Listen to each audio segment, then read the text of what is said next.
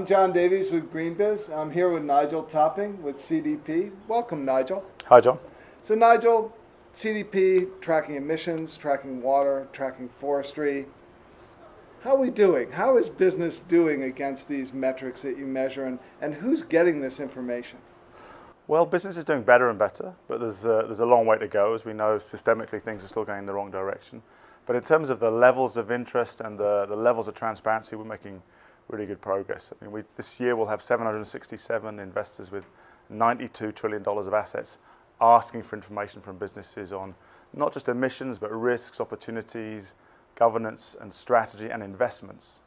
And a smaller number of investors, but rapidly catching up, asking for the same kind of information on water and the commodities which are driving deforestation.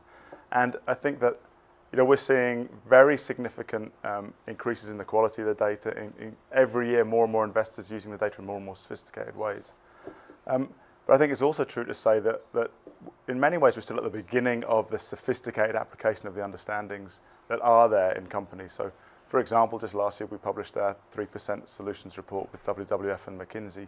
In the USA alone, in the S&P 500, there are $780 billion worth of opportunity from taking the energy efficiency investment opportunities with known technology to drive reductions at 3% a year, which is what the science requires. So that's $780 billion of profit, which the S&P 500 could make by doing the right thing in terms of being on the curve that the science requires. So now is this energy efficiency projects, renewables? How does this all roll? That's mostly energy efficiency projects, yeah.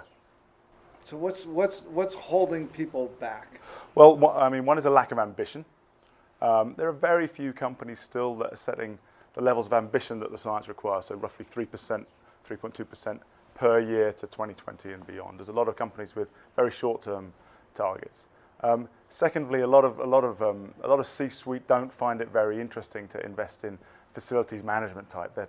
They prefer to invest in top-line growth rather than in much more secure bottom-line opportunities. I mean, what we're seeing is that the return on investment in these projects is higher than the average return on investment from CapEx decisions which companies are taking. So there's a missed opportunity. Partly it's not very sexy, but it's very secure and it's driving long-term value for companies. So how does CDP promote this to get those executives on board and taking on these projects? Well, one is by continuing to recruit more and more investors to ask for the information.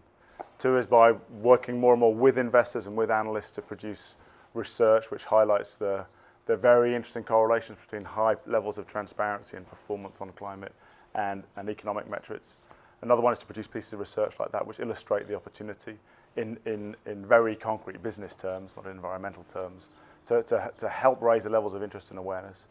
Another thing we've noticed is that there's where there is good practice is often in companies' own operations, and there's a real lag in awareness and sophistication around engaging in supply chains, actually particularly around water and commodities, where often there's a real absence of risk management and some very big and very, very real risks of some very nasty non-linear surprises in your business if a customer or consumer suddenly tell you they're not going to buy from you because of your practices of sourcing palm oil or of extracting water in a stressed area.